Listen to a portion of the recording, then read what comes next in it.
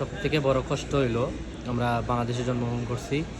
আর আরেকটা জিনিস হইলো যে এই জায়গায় এমন হ্যারাসমেন্ট করে ঢাকায়, তো আমরা করতেছি, ঢুকলাম, তে এক দুইটা কাউন্টার করতেছে। তো যারা ইমিগ্রেশন ক্রস করবেন ম্যাক্সিমাম সময় এদেরকে জারি দিবেন, কারণ বাঙালি, আমরা তো বাঙালি, ওই সব কিছু ঠিকঠাক থাকলেও যাইতে অনেক প্রবলেম করে, বিশেষ করে ট্যুরিস্টদের জন্য।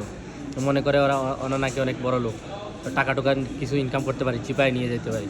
তো আমরা ইমিগ্রেশন প্রায়, আমাকে প্রথমে ঢুকছি তখন আমাদেরকে দুইটা তিনটাতে পাঠাতে চাইছিল, তখন আমি জারি দিছি, তখন শেষ পরে আবার আরেকটা ইমিগ্রেশন এখানে আসলাম।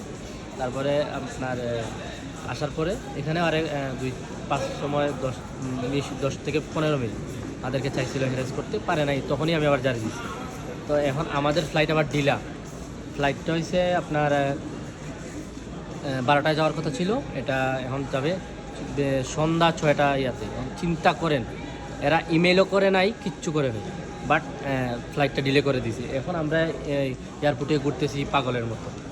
মানে বাংলাদেশের সিস্টেম এতটা খারাপ, এটা ওই যারা ট্রাভেলিং করেন বা ঘুরেন, এরা যদি ঘর থেকে না বের হন তাহলে বুঝতে পারবেন না। বের হন, দেখেন দেশের কী বাজে হাল, বাজে অবস্থা এয়ারপোর্টে।